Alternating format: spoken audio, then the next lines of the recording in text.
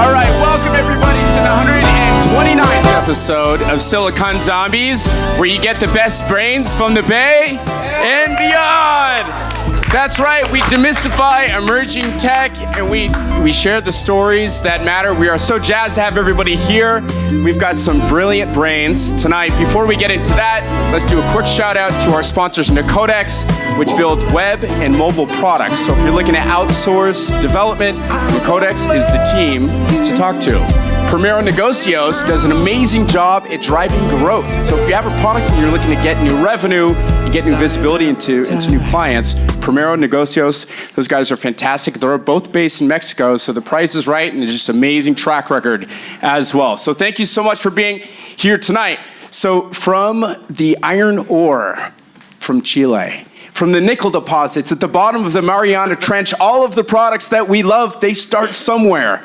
And that's exactly what we're going to be exploring this evening. So without any further ado, before we dive into the very sexy and awesome world of the supply chain, we're going to do a quick heads up on our speakers here. So we've got Andy Duncan from Boardwalk. We've got Miss Ephraim, which came all the way from LA. And this is, by the way, this is Belinda's first time in the Silicon Valley. So super excited to have her here. Woo! And of course, we've got Will Drury, who just raised $5 million, and he's innovating product procurement with Diagon. So super psyched to have everybody here. And of course, thank you to the beautiful and stunning Human Clearly. I mean the Park James Hotel. So let's get things rolling here. Human, do you want to kick us off with our first question? I do. So I'd like one of you to break down, like in the simplest form, of a product that we all know and use, how the supply chain works, how complex it is, where it starts, and how it ultimately ends up here. In 30 seconds. Yeah, in 30 seconds. I can talk batteries. All right, let's start with batteries. Does anybody like using electricity without being tethered to a wall? Okay. All right, I figured there'd be a few fans of batteries in the house. So a lot of people don't really know all the origins of batteries. When you start with the raw materials, so as Nick mentioned earlier, there are things like nickel, cobalt, the lithium that comes from places like Chile and Argentina. There are iron ore batteries that they're building that are also used for electric vehicles. They're kind of safer and cheaper than some of the alternatives. It all starts with raw materials. Those raw materials are what people would call precursor materials. Now, those precursor materials need to be combined with each other and made into anodes, cathodes, electrodes, and the other kind of constituent parts of the battery. Once all of those elements come together, they then get rolled together. In the industry, they literally call these things jelly rolls. So you spray the anode and cathode material onto a really thin layer of substrate, like aluminum or some kind of separator, roll it up really tight, and then put it into a can and pop some tabs on it. And that's essentially the battery cell that's become the basis of everything you use in a cell phone, to your electric vehicle or grid power. But then those batteries, most of that supply chain happens outside of the US. From the mining of all the elements, the materials and things like that. Most of the equipment is also made outside of the US. So my company, Diagon, shameless plug, we help companies procure the manufacturing equipment they need to make these types of products. Most of them, probably unsurprisingly to most of you, come from outside of the US, places like China, Japan, South Korea, and other places. Now, where the US has built some specialization is in what they do with those battery cells. So we're all familiar with the companies that make the battery cells. They're companies like Samsung, LG, Panasonic, CATL. We then take those battery cells and put them into modules, put those modules into packs, put those packs into enclosures, and then that's the thing that ultimately gets bolted to the bottom of your vehicle or mounted onto your garage wall and used for storage or energy consumption. And all of those things are, a lot of those things are done closest to where the customers are, which are you and me. And so, that's really set up this interesting dynamic in the battery industry where most of the precursor and kind of upstream activities happen outside of North America, and the finished products happen here. But we're actually starting to see a really interesting shift there that's happening, and I think it'd be a really cool conversation topic. But there's a lot of interest in making the battery cells here, and there's now starting to be a really developing market for the equipment and other things that are needed to process that material and make it into cells. Is that the kind of example you're looking for? As a quick aside, somebody recently asked Elon Musk, what should I tell my kids in school to focus on? And Elon said battery technology, because that's going to be the future. So, Will, maybe share a little bit of your background. You've got a really impressive background with Tesla. Now you're an entrepreneur. Give us a little bit of a foundation here. Sure. I have met Elon. Before I started this company, I was an equipment buyer for nearly 20 years. I spent much of that time working for Tesla, where I helped build our equipment procurement function. One thing that's maybe lost on a lot of people that are not in the supply chain industry is just how few of the professionals in that function are focused on CapEx procurement. So when I joined Tesla, there were lots of people buying parts for the vehicle, rear view mirrors, interiors, carpet, trim, all that stuff, but nobody in the procurement team that was focused on sourcing the equipment. So I helped build the team there that sourced metal stamping presses, plastic injection molding, and things like that. And eventually built a team of 30 plus people. We managed about $3.5 billion in spend during my time there. So it was quite an adventure. And then one of the things that I realized after that job is that, one, our team was not just in demand at Tesla, but also outside of Tesla. So anybody that was building a factory in Silicon Valley robbed someone from my team, and they then started their own practice, which is totally fine. They're my customers now, so I'm not mad at that. But then also most of the software tools that were developed for the procurement function have been developed for people that are buying parts, like sensors, cameras, and things like that. And so what we saw was an opportunity to help build procurement tools for people that source equipment. We're not buying battery cells from Panasonic, we're buying battery manufacturing equipment from People and Technology Corporation in South Korea and others like them. So that's the quick background on myself and kind of my origin story from Tesla. I can talk all day about manufacturing equipment, so we'll definitely dive ask deeper. Me another question. And we want to hear what your experience with Elon was like at some point here. Sure. Belinda, welcome to the Bay Area. So excited to have you here. As an e-commerce rock star, and with a strong focus in mergers and acquisitions, you've got a pretty unique insight into the supply chain and all the moving parts. Help us understand a little bit about yourself and what brought you here. Wow, so thank you. Thanks, Nick. A little bit about me. I'm a multi-hyphenate is how I like to describe myself. I like to do things that bring me joy. I've learned not to put myself in a box anymore. So I'm smart. I love mergers and acquisitions just as much as I love making manufacturing skincare products. So that's what I do. Among many other things. So what we've done from an e-commerce perspective is that we actually are vertically integrated, and we source our ingredients across Africa and Europe, and then we manufacture here in the US, just more from a quality control perspective, and also from having the right labor to help with that. So when it comes to supply chain, that's flying in ingredients from across multiple continents into the US and then manufacturing here. So when you look at that and then look at how does that now get to the customer from an e-commerce, so merging that with e-commerce, with digital technologies, and then trying to get that to the customer, that for me was a learning curve. I've always been analytical, I've always been behind the scenes, so for me to actually produce a product and put all of that together was quite interesting for me. Now, how does that relate to where I am on mergers and acquisition side? Is that I specialize in industrials. I've always, throughout my entire career, working for Merrill Lynch in Wall Street. SunTrust Bank is where I really started my investment banking career. And then I was a hospitality executive as a chief revenue officer for hotels. So when you look at things from an operation perspective, from an innovation perspective, and then also bringing in the finance piece, it sort of gives me a unique holistic perspective when I'm looking at manufacturers, and not just hard tech, but then also software. So how do the two work together, especially today's time, post-pandemic? We saw what happened with COVID-19.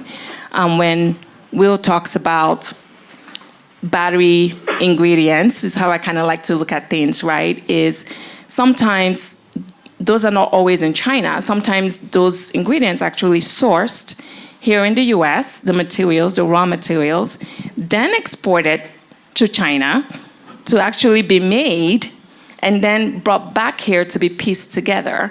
So there's a lot of complexities, and when we look at it from what happened from COVID to now, you can start to see why everyone is really interested in this, in solving this problem. It's a huge problem. It's a people problem. A lot of people think it's just, the raw materials, access to the raw materials, but I think it's also an intellectual property problem. We're giving away our IP as a nation. This is just my opinion. And so I think that being in this room where you have folks such as Will and such as Andy, who are actually creating solutions to this problem to facilitate the reshoring and the nearshoring and the onshoring, which we need to do. That's where I kind of thrive as an M&A advisor, because I would love to be able to facilitate access to capital, facilitate access to startups that are looking to exit and make transactions. So that's kind of where I sit in all of this. Awesome. Thank you so much, Belinda. Thank you. And of course, we have my CEO, Andy Duncan. So Andy, tell us a little bit about yourself and how, maybe a little bit about the genesis of Boardwalk and how it's based on a pretty unique notion of time and transactions and automation. Yeah. Thank you, Nick. Is this working? No. Okay, good. Okay, thank you. I'm sitting next to him so that he can slap me if I say anything wrong, or vice versa.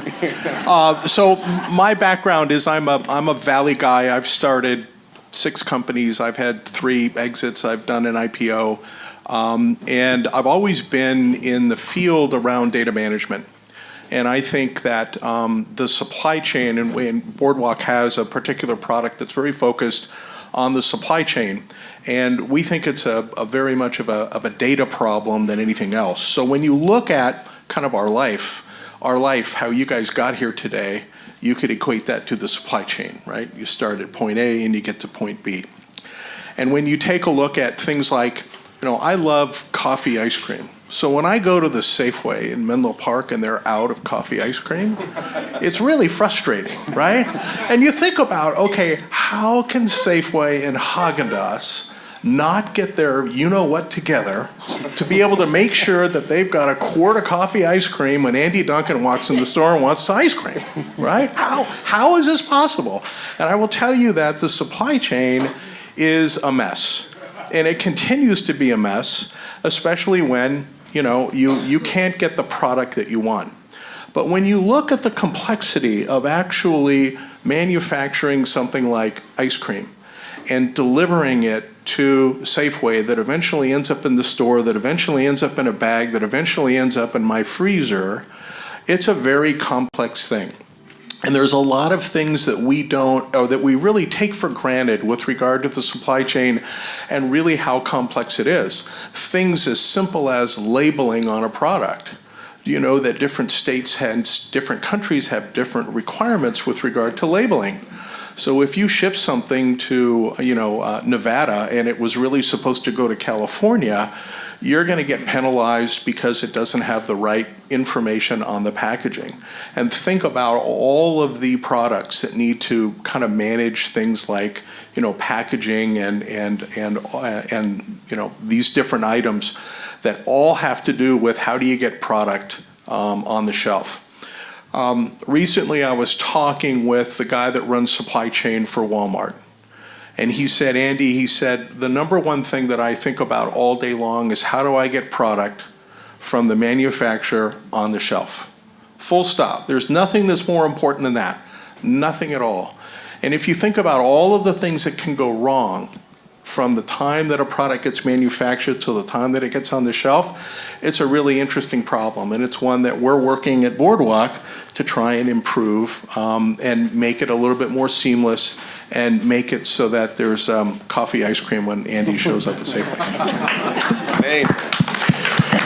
All right, well, I have two questions, and they're both pretty heavy. Right now, in this world, depending on what website you look at, there's either 28 wars in the world or there's 30 wars in the world. And our news coverage is full of Gaza and it's full of Ukraine. But the other 26 wars are ignored. What's happening in Iran, what's happening in the Congo, what's happening in Ethiopia. You don't hear about that at all. I want to hear what's going on with how that's affecting the supply chain, how the conflicts of the world are impacting our everyday products. Let's start with Andy on that one, actually. Happy to talk about that. There's the issues that we have with regard to war, and if you look back at technology, a lot of technology was born out of war. And that's actually kind of a sad thing. I think that when you take a look at the supply chain and you take a look at how geopolitical issues in the world can disrupt the supply chain, right? We have pirates that will attack a ship and actually cause delays, right? Now think about if you had something perishable on that ship that you had and it was worth $400,000 in a container, and here some goofy pirates are attacking the ship and causing you to potentially lose that product. It's a really big issue. And so the war issue is certainly something that is an issue. When you look at the U.S. government as an example with regard to war, and you think about supply chain and you think about tracking things, right?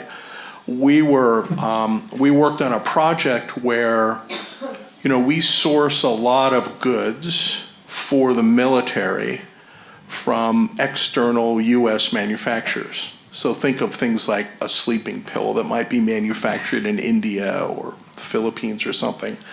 And think about the fact that if there was bad actors that got a hold of those sleeping pills that were actually distributed to service people in the field, think about the ramifications of that, right? So the net is that the supply chain, with regard to being in a war, is really important because people got to eat, people need to be warm, people need to have fuel in order to get wherever they're going. But certainly, I think we're going to live with wars forever, and it is certainly disruptive to the supply chain. Is there a specific product right now that you can name that we could all relate to that's actually being affected because of war? So I would say that wheat production, in Ukraine, that feeds a lot of the European countries is certainly being affected. If you look at gas production, that's been cut off between Russia and Germany as an example, whether that's geopolitical or whether that's physical cutoff because of lines being damaged due to the war. These are great examples of problems, right? People in Germany this winter actually were cold because they couldn't get enough gas because of the war. So that's a great example of issues. So, Belinda, let's zoom in a little bit. From an e-commerce perspective, have you ever not been able to get your product to, at the right time, the right place, the right quantity because of these ripple effects? Yeah, we had that during the pandemic. Obviously, we launched during the pandemic, and then all of a sudden, we couldn't get our imports coming in. So we actually had to figure out sourcing here in the US. That was very difficult because now no one could go out to China to source their usual oils from China that they would to make their less expensive skincare products. And we had to source that, and so that was very difficult for us. And there was only one supplier that actually had the oils here in the US. And they also had back orders, so we had to wait like 4 to 6 weeks for those oils to actually come in, even after placing the order and paying for it. So, yeah. Let's stay with you for a second, because you brought up COVID, and I want to talk about COVID. So we all survived the pandemic, thank God. But whether you were a Democrat or a Republican, you all said the same thing, which is, we don't have masks, we don't have hand sanitizer, we don't have latex gloves, because all the manufacturing is overseas. We don't have toilet paper. Right. So in that 4 years, has our amazing government fixed the problem? Oh. Our amazing government, I mean, for us to actually expect our government to fix the problem, I think is ludicrous of us as the society, as a people, when we make these decisions at the top of the companies that are the ones that are actually sending out these and manufacturing overseas. We've literally killed our entire industrial base. Hold on. So clarify that a little bit for me. So Okay. you're saying the companies themselves are trying, obviously, to maximize their profit, but they could be doing everything here, is what you're saying? Yes. Remember, I was a young girl growing up in West Africa, Nigeria.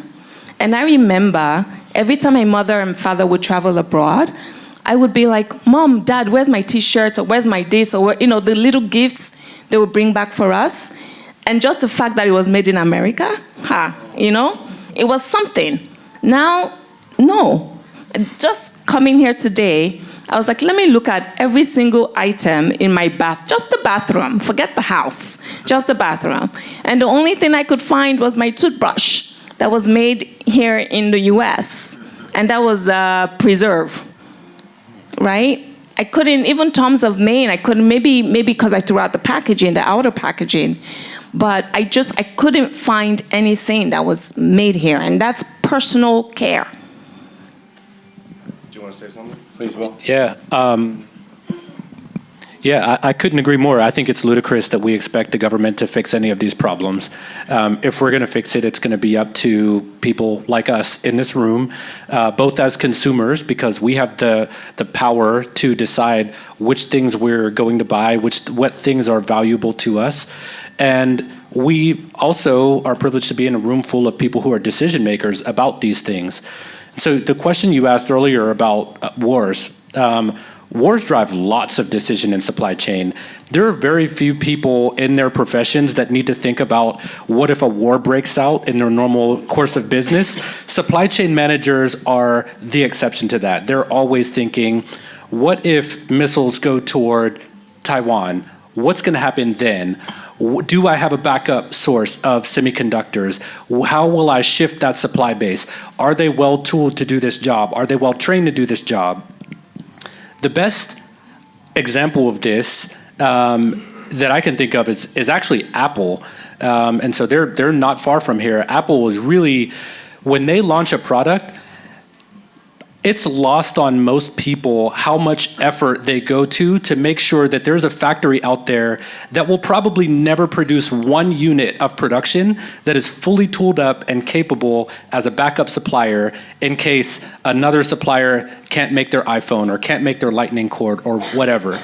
So Apple's always thinking about this. People that are really take their supply chain seriously are also always thinking about that.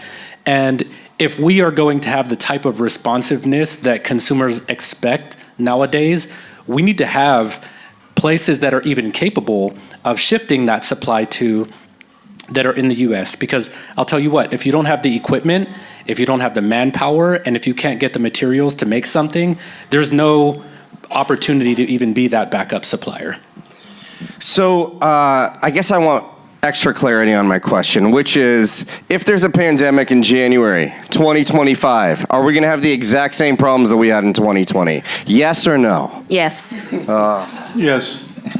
No. Spicy. I want to hear the yeses first, actually. So we won't have masks, we won't have toilet paper, we won't have hand sanitizer. I'll tell you why I'm a no on that. Most of us are familiar with this in our daily lives. The problem is never going to hit you the same exact way as it did before. The problem's not going to be toilet paper. Someone went out there and spent billions of dollars tooling up a new supply base of toilet paper, and when the pandemic was over, they probably never recouped the money on their investment. But they've got that, they're tooled up and ready to go on that. Hand sanitizer we got. I don't know if people know this, but there are alcohol distributors and makers that make brandy, vodka, and other things that literally shifted their entire product lines to making hand sanitizer. Those won't be our problems. Our problems are going to be the things that we don't expect or the things that we didn't prepare for. I don't know what those things are. If I did, I would probably be building my own factory somewhere. But I don't think that it's going to hit us the same way that it hit us before. God forbid COVID-25 breaks out. So, Will, I don't think it's going to be a pandemic issue. I think it's going to be more of a geopolitical issue. So what if we go to war with China and we lose 80% of the production capacity of chips in the world? And chips now are in everything that we do, including everybody's cell phone and everybody's car and house. This is the problem. And then beyond that, the problem is the United States doing things to try and promote building of chip factories? Yeah. So Intel goes and they build a factory in Ohio, but they can't get the people to go to work. Right? You can't find skilled labor to be able to do that. So it's a real issue. And the issue comes down to all of us as a consumer, which is, are we willing to pay more for a particular product in order to get it or in order to onshore manufacturing? And I would say that most of the people here would say, I'd rather have a cheaper product and buy something that was made with a chip from Taiwan or somewhere else. Than buy it and pay more because the chip was made in the United States. That's the reality. But I think in addition to the chips, one thing we're also forgetting is that chips are also used in emergency situations, right? Such as breathing apparatus, breathing healthcare equipment. And so that's what was also happening during COVID. Wasn't just not getting toilet paper or baby formula. It was hospitals not having access to critical equipment and still not being able to do so to a certain degree. I think we've kind of gotten complacent. So if there is a 2025, to Will's point, it's not going to hit us the same way, but to the yes is that we are going to definitely feel it. We've not overcome labor shortages and et cetera, et cetera. All right, well, the other part of your answer that I didn't love was, what would you like to see the government do?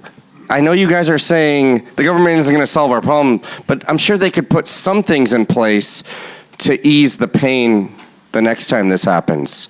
Like, give me an example of a law you'd like to see enacted or a rule, something. Well, I think that the subsidies that the U.S. government is providing now with regard to chip manufacturing and promoting onshore chip manufacturing is a step toward that. Should there be a law that says, 25% of your manufacturing has to happen in the U.S.? I think that would be very difficult. You have to remember, too, we are a worldwide supply chain. Right? Stuff that's manufactured here in the U.S. is also getting purchased outside of the United States and vice versa. So, this isn't something that you can just put on the United States and blame on the United States, right? China's got, the UK's got manufacturing issues and supply chain issues of their own that they're also sourcing, products in country for their consumers. And this is all products that, go ahead, Will. I was going to say, this is all products that we were already expecting to have on the shelf. Like, what about new product introduction when there's no historical data to show us how much maybe we should make of things? Like, well, from a procurement platform perspective, what are you seeing in the corporate space when somebody's introducing something brand new and they got to kind of just guess? Are they like, throwing a dart at the dartboard, or how's it work? Yeah, good question. A lot of times companies look for analogs of other products that have been built before. So for new products, a lot of times, well, for existing products, a lot of times the way this conversation goes is, hey, I need a metal 3D printer that I can use for this type of engine. It needs to be able to print Inconel, and I want it to be pretty fast. And because someone's gone through the effort to build that 3D printer, market it, and make it available to the masses, it's pretty well understood. The problem is when there are when there are new types of manufacturing or fabrication that have to take place, things like companies that are building 3D printers for houses. Well, no one's gone out and built that equipment for them already. They need to go through the effort of building it, finding the right print head, finding the right dispensing systems, finding the right pumps, motors, enclosures, tanks, and all those things. So the problem becomes a much more difficult one to solve when there's not just a solution there ready for you to just shell out some money and buy it. Now you've got to design it, and you've got to and now your engineering team isn't just designing the 3D printed house that you want to make. They're also now designing print heads and pumps and motors and tanks. And so then the problem becomes twofold. You're designing both a product and you're designing and building a manufacturing system. Yeah, gotcha. And that was super helpful. Thank you for that clarification. And Andy, when we think about a specific process, we know how it's supposed to go. And these are activities maybe like a purchase order, an advanced shipping notice, an invoice, so on and so forth. These are like actual documents that are getting sent from people. How do we know when that is going correctly? How can we make sure to kind of surface these alerts when things aren't going correctly? What's the best way to approach this from like a perfect order fulfillment perspective? Sure. So there's a large social media company that's local here in Menlo Park that builds these goggles that everybody's buying now, right? Sorry, I don't want to get in trouble. Facebook. Yeah. And so we do a lot of work with them in their supply chain. And the interesting thing is that when a purchase order gets received from somebody like Amazon, where they're filling 1,000 of these units a day, approximately. The follow-on information that flows from the time that purchase order comes in until the time it gets delivered to an Amazon warehouse is astounding. There can be anywhere from 45 to 50 either documents or signals that flow once that purchase order goes. Everything from logistics information to information around the product and the components of that product. And it's a very complex thing. And the old adage of when something's going to go wrong, it's going to go wrong. And that's what happens, is that as something is in the middle of the supply chain and all of a sudden the truck doesn't show up in the appointed 2 hours that they had to deliver to the warehouse, and now they got to go park and sleep in the truck until the warehouse reopens the next morning. The complications of all of that is astounding, because do they have room for the pallets in the warehouse? Do they have people ready to unload the truck? How do they then break the pallets down to get them into the distribution channel to then get the logistics people to pick it up to get it where it needs to go? And all of these things are very complex. And managing that data and understanding when signals are providing information to you that says, hey, something's going to go wrong or something has gone wrong, or we predict, if we want to start getting into AI discussion, we predict that something is going to go wrong, therefore go take a look at this. This is where the future of supply chain is really going to go. Being able to look at history, understanding the predictive nature of when we think something may go wrong, and alerting people so that they can take action. When you alert someone, it's not a machine that's going to take action, it's a person that has to take action. So don't think that we're going to eventually eliminate everybody in the world and we're all going to be robots, right? Eating coffee ice cream. We're going to open this up to you fine folks. So does anyone have the courage to ask all right, I like this guy. Thank you so much. This has been fantastic. So when things happen like this, how do you guys, as companies and founders, taking measures to promise the timeline for the supply chain to not go off the track? Making promises about timelines is something that's gotten me in a lot of trouble. But it's something that you need to be able to do. It's something that customers expect. It's something that you need to be able to do as a company. So I think that the important parts are really just understanding lead times, order times, sequence of events for things that need to happen, and a level abstracted from that is also program times. So look, I'll explain it in this way. When a company like Tesla wants to make a promise to the market that, hey, we're going to have a new electric vehicle that's available on January 1st, 2025, there's first a programs team that's just like, what the hell? Like, we need to build the capacity to do this. And this is purely a hypothetical thing that never really happened, but maybe it did. So there's a whole team that needs to go into place that defines that timeline. They've got to make sure that all of their tooling is going to be in place, that it's going to be ready so that they can begin manufacturing before that January 1st date. And then there's a team of people that need to go out and make sure that every part of that vehicle, from the rear view mirrors that might have a lead time of 2 weeks to windows that might have a lead time of 14 weeks. All of those things start to stack up against each other, and you end up looking at these really gnarly Gantt charts that are like 5,000 lines long. However long your bill of materials, your BOM is, that's how long these Gantt charts are going to be. And everything needs to be perfectly orchestrated so that they all land in the factory at that exact day. Everything gets made, inspected, tested perfectly. Product exits the line and then gets put out for sale. So it's a massive effort. I would say that there is typically no one person that knows or understands every aspect of that timeline, but there are lots of people, probably thousands of people at all of your favorite companies that are coordinating with each other to make sure that they all understand what their lead times are and that they're tracking toward these programs for the products that we're all expecting to see. All right. And I just wanted to add, maybe from the M&A perspective, because I think a lot of times when you look at supply chain, you're wondering what do investment bankers do.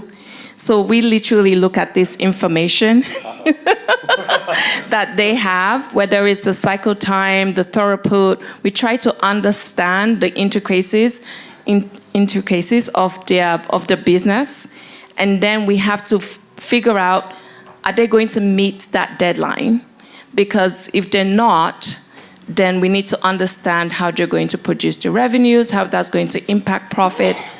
So when you sometimes hear in the market that maybe, for example, I don't want to name any names, but let's say Tesla doesn't meet its deadline, there is ramifications in the markets, right? And so that's sort of like what we do in the background. We kind of hold the companies to task in a way. Can I make a quick comment on this? So it's really about, how do we improve the supply chains? How do we make it better? So, last year, many of us had bank accounts at Silicon Valley Bank or First Republic Bank. The banks failed, right? Some of us had more money than what was FDIC insured in those banks. And it was pretty scary. But we got through and we were all covered. And that was based upon trust that we have as people in the world, in the United States especially, of trust that the system is going to work. And no one really got hurt. The shareholders got hurt, and they should have, but not the depositors. The net is that in the supply chain, what we need to do is we need to build deeper lines of trust. And when you go to CVS and you get up your medicine, you're trusting that medicine is pure, that it's going to do what it says it's going to do, and that you're not going to have an issue with it. We need to extend that trust in the supply chain, and chain is the correct word, of being able to make sure that we understand what's happening with the information and improve that information flow and the communication that we have which then increases the trust, which then improves the supply chain. Hi. Hi, everyone. So given the advancement of robotics and AI, where do you see supply chain 5 years from now?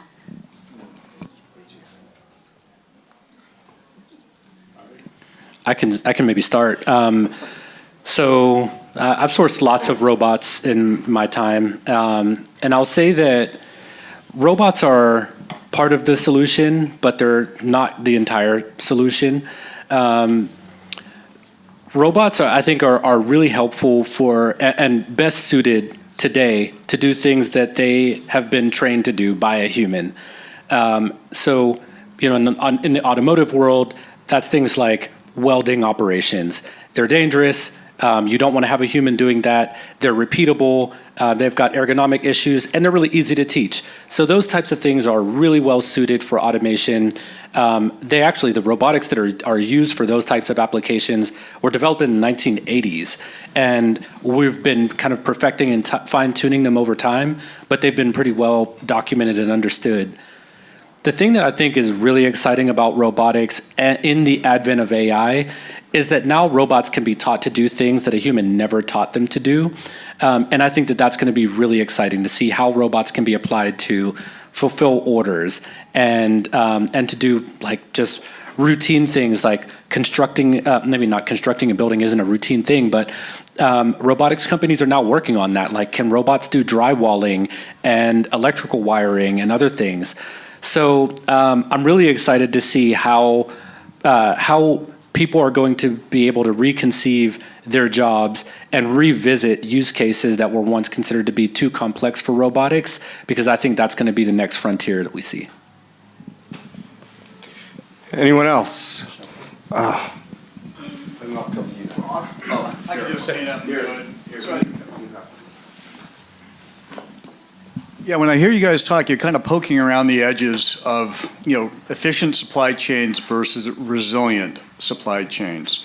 So I'd like to get your comments around that, and also the fact that what we're seeing is the beginning of the winding down of globalization that was an output of World War II and what's called the Anglo-American Maritime Order, which basically preserved safe shipping around the world.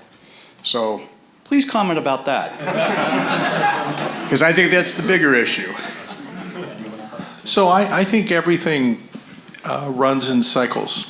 And I think that we're in a position now where we're cycling back to, manufacturing locally as opposed to worldwide. But I do think that the world is much more complex than it was when you were at Intel 10 years ago or 15 years ago, 22 years ago. That I will tell you that even though the world is still complex, I know for a fact that Intel still runs a majority of their stuff on Microsoft Excel spreadsheets. And so, if you think about that and you think about, where we've come and, what's going to happen, I think this is a cycle that swings, to the left and will swing back to the center and swing to the right. Whether we're around as it swings, happen, or if they're happening faster because of the world is running at a higher RPM now, who knows? But that's my opinion on that. It will cycle back and forth, and I think we're in a cycle of moving onshore versus offshore. Yeah, and I think that will actually improve the resiliency of the supply chain as the fusion of technology and the physical act of actually manufacturing and then upskilling our labor force. So I think it's almost a trifecta effect that we all kind of have to work together to make that more resilient, not just here in America, but just globally. Yeah, I want just also one more shot at your answer too. So, just to maybe put it really plainly, I see things have been swinging and are continuing to swing back toward supply chain resiliency. I think in times of economic prosperity, when it's like the market will buy as many electric vehicles or batteries as you can produce, then yes, it's all about efficiency. Let's make more batteries, do more things, let's do it faster, let's get it there just in time. But in times of resiliency, when things are difficult, wars are breaking out, there's a bear market, then things shift. It's not just-in-time inventory, you're moving toward just-in-case inventory and stockpiling things and make sure you have it when you need it. That's when you're putting up second and third options for your supply chain. And I think that's just the state of the times that we're in. Now, we'll know when the market is shifting back toward efficiency once we've gotten kind of comfortable in the new operating mode of that supply chain order, but we're really not there. I think that there's just a lot of fear in the consumer base, not people worrying about whether they're going to be able to get products and whether enough of it's ever going to be made. And I think that supply chain managers are among the most paranoid in the industry, where they're also thinking, hey, how can I just make sure that I don't get fired? If I don't get a raise if this product is too expensive. I get fired if we can't stock our shelves. So it's just the cycle that we're in now, but that's my answer to your question. So I think you just answered part of my question. I was going to ask regarding supply chain efficiencies today. With the growing complexities of globalization, IT definitely coming in. I'm not sure if we are being able to reduce the cost overruns, which is typically, and time overruns, yes, but mostly the cost overruns. You talked about the capital that is getting tied up, which is again added to cost, that keeps increasing. Have you really reduced efficiencies, increased efficiencies there because our complexities is increasing? I think you sort of answered that, but yeah, that's what my question was about. Improvement in technology helping our overall cost of efficiency of supply chain. Yeah, thank you for asking the question. So maybe we got part of it, but I think that there's still some left to unpack there. So it's a great question. I'll start with the part of the supply chain that I know best, and that's on the manufacturing equipment and capital equipment, capital expenditures, what we call CapEx in industry. And one of the things that we're seeing is that teams are under a lot of pressure to perform. Supply chain teams are being asked to, go out and source parts, do it efficiently and less expensively, but they're also not really growing right now. So, teams are maybe growing modestly, but most supply chain managers and directors and VPs out there are thinking to themselves, how do I put systems in place to give me massive scale without having to grow my team? So for us, in the world of Diagon, what that means is that companies aren't really thinking, oh, I'm going to go out and hire a team of people to help me build this factory. They're thinking like, oh crap, I've got to do this all on my own. I don't even know which companies to approach. I don't know if what I'm paying is the right price. Like, is this too much? Is it too little? I've never written a contract for these types of things. You've got to have contracts in place for these types of things as well. And so one of the things that I've been seeing across the industry is a suite of software tools that are being developed specifically for supply chain teams. There are solutions out there that help people get software licenses and do that. Just if you're a supply chain manager of one, you can now get software that will help you buy other software. You can get software that will help you get construction contractors. With Diagon, you can get manufacturing equipment. There are companies out there that will help you get machined, 3D printed, off-the-shelf, wire harnesses, whatever you can ask for. And so I think it's going to be the people that know where to go for that type of software and that type of support, companies like Boardwalk, those are going to be the companies that get massive leverage out of their systems without having to expand massive teams. It's encouraging to hear all this about the supply chain issues, but I have a question regarding the last mile. All right, so we're all used to Prime, where I get my stuff in 2 days, and Amazon now has their own Rivian trucks, those funny-looking trucks. What are your thoughts on the last mile? where it ends up. Belinda, please. Yeah, when it comes to last mile delivery, I think what we're seeing out there in terms of autonomous, you see the little robots on the sidewalk. So, they're cute, but they're actually quite effective, especially, again, with labor. I keep going back to people. I know the data is important. I know that making sure our supply chain is resilient, but if we need to be able to support the supply chain managers. We need to be able to give them the tools to be able to deliver the products, the services, and even the data that needs to be delivered. So I keep coming back to that. And if we can figure out a way with the last mile delivery, that's a contentious space, especially in the supply chain. When you're dealing with drivers, so not just the robots, but a lot of drivers, again, people, the labor, they're really run down. It's a huge issue, and I think with a lot of the hard tech companies that are now coming on board to make that process a little bit more efficient, I think will definitely help see some improvement there. I think for certain products, especially kind of consumer-based products, the last mile and what Amazon has done is simply fantastic. And I think that's all really technology-driven to be able to order something and, gee, it's going to be at my door in 2 hours. It's amazing that they can do that. But again, that's a limited set of products. And when you get into, industrial manufacturing and that kind of stuff, it's a whole different game of how you order products. And it certainly isn't the last mile with Amazon in 2 hours to get 1,000 wiring harnesses for a car, right?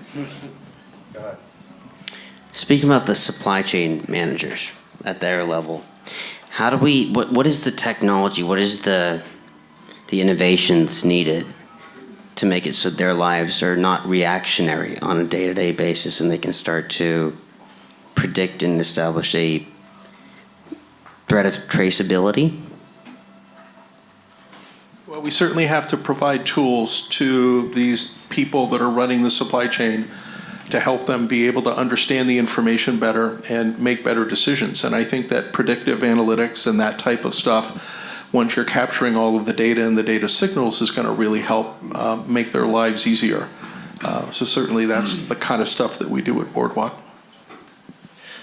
We have time for 2 more questions, but I already have the people picked. I'm sorry. I want to revote. All right, 3.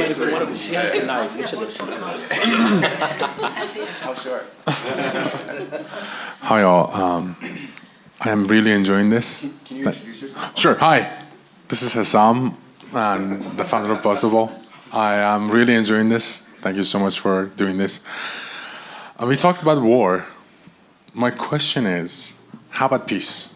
How does peace affect the supply chains and border policies, trade policies? How would that affect the supply chain? Thank you. Will we ever have peace? Yeah, that's the question. Will we ever have peace? Yeah, I think it really comes from a place of love and a place of mission-driven entrepreneurs, such as everyone in this room. The decisions that we make in each of our companies, I think, is critical in this time.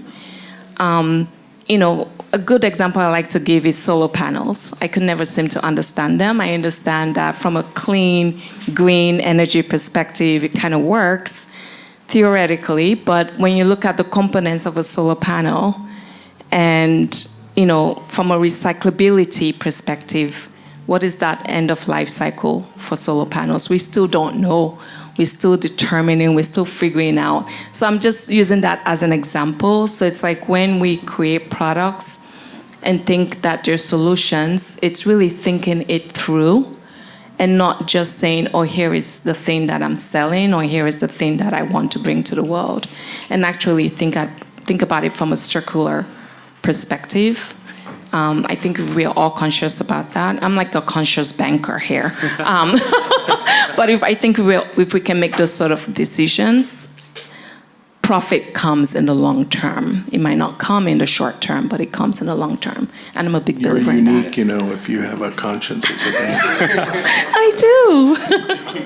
Now, I want to make sure I have a shot at this answer too, and I really appreciate you for asking the question, because most of us don't have an opportunity to really dream about what that looks like. So I'm going to paint a picture using the example of 3 countries. Let's take Iran, let's take North Korea, and let's take Russia. If you want to talk about a place that has endless, boundless resources, incredibly talented scientists and engineers, Russia is that place. They've been barred from doing business with the rest of the world. Can you imagine what type of opportunity would be opened up if you could unleash that brain power to the rest of the world? Iran has one of the highest, the best demographics of any country in the Middle East, or one of the best countries for the demographics. And so if you can imagine now, as countries like Saudi are opening up their borders to manufacturing, to companies like Lucid Motors and Qatar and other places are manufacturing, how powerful and effective a country like Iran could be. And for North Korea, just look at the example of their neighbor to the south.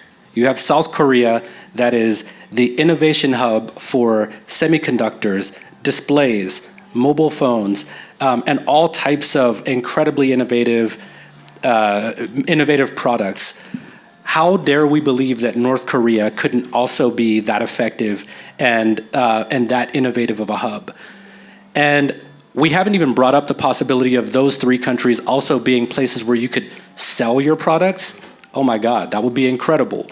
So I think that there is, I would love to be more optimistic. My wife will tell you I'm not a very optimistic person when it comes to humanity, but that was an incredible opportunity to think about what that world could be like. And I can only hope that we could see, peace with any of those countries in our lifetime. Question. Actually, I do really applaud that you're doing manufacturing in this country. And also, I'm very happy there's a banker who are doing the manufacturing purchase, MA. But the problem is that when you look at this stock market, Wall Street doesn't warrant manufacturing companies.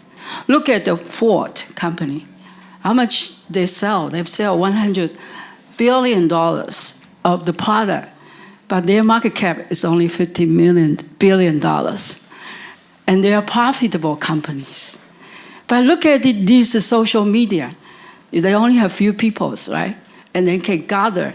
When they, few people, they start out a company and then get acquired for, say, 500 million, a billion, and trillion, and 23 billion. And then the social media, TikTok, everybody can be so happy. But that's the problem of USA. The Wall Street reward something was wrong for regular people. Do you know why we have so much problems? Homeless problem or something. But do you know why China, I'm from Taiwan, of course, okay. But why is China had to subsidize their manufacturing? Because they want everybody to have work. But you know everybody in this country, especially in the middle of these manufacturing in the Ohio state, right?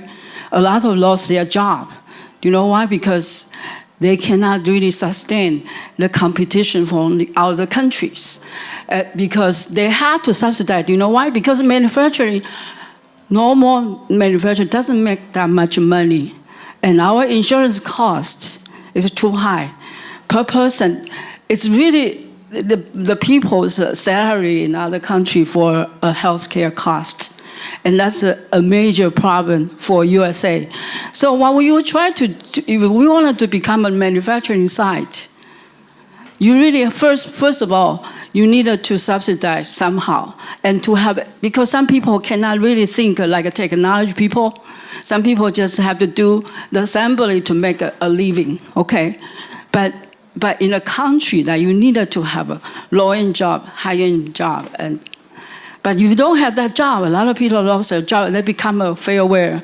and it's becoming a problem for these countries, a very big problem. So that's first thing that we have to know. The second thing is, if Wall Street really can reward manufacturer company, even they are not profitable. You know, a lot of social media doesn't make any money, right? But their valuation is so high. Why not kind of make an incentive to these manufacturing companies, and then they can, everybody, if they start their business, you can have so much fun going to them, and they can make money. And then there's a lot of manufacturing firm gonna establish. That's my question.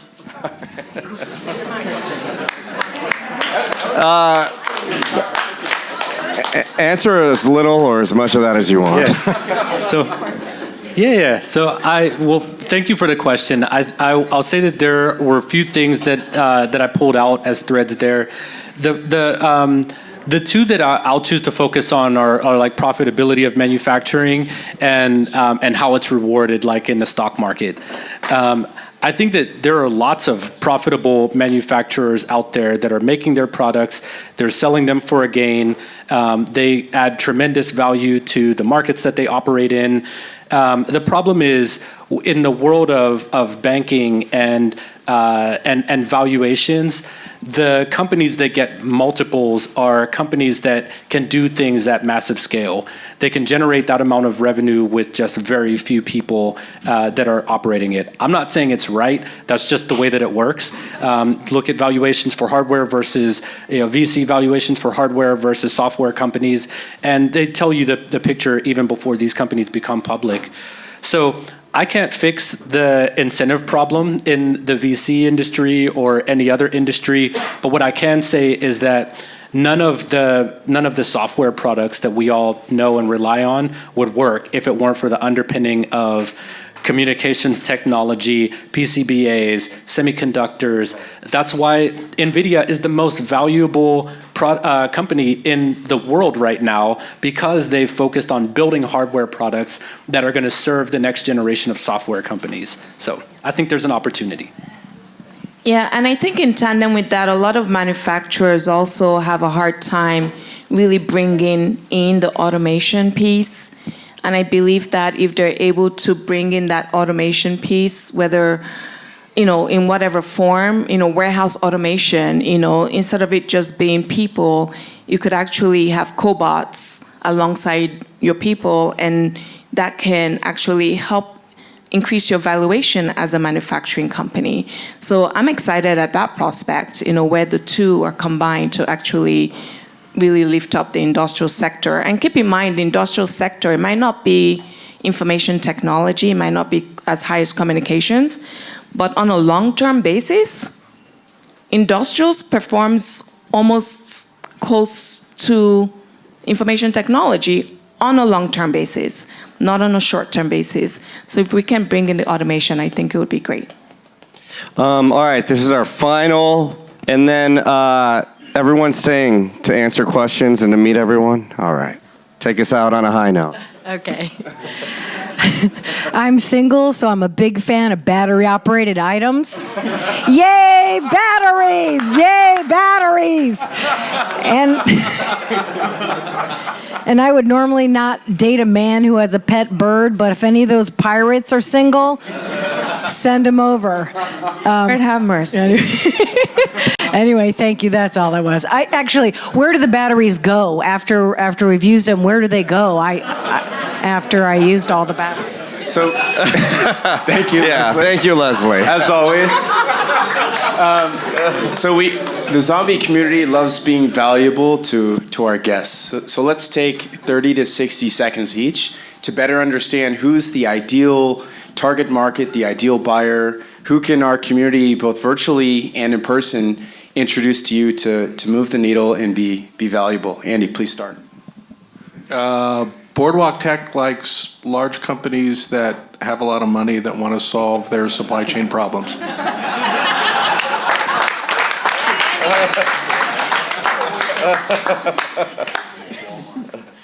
Catalyst Point is really about serving our entrepreneur and business owners, especially on exits. So a lot of businesses and business owners don't understand what it takes to exit. Raising capital is very different than actually an exit plan strategy. And so we help them with that, as well as execute the transaction process, finding them the buyers, negotiations, due diligence, and all of that. So we look at things from a holistic perspective. So if you have any startups, software startups that are venture-backed, that are looking to exit, don't really know what direction to go in, I'm your gal. And also, if you have any seasoned CEOs that are looking to sell, maybe because you're aging and you want to retire, or maybe there's no second or third generation to take over the business, then please feel free to reach out to me, Catalyst Point. Thank you. All right.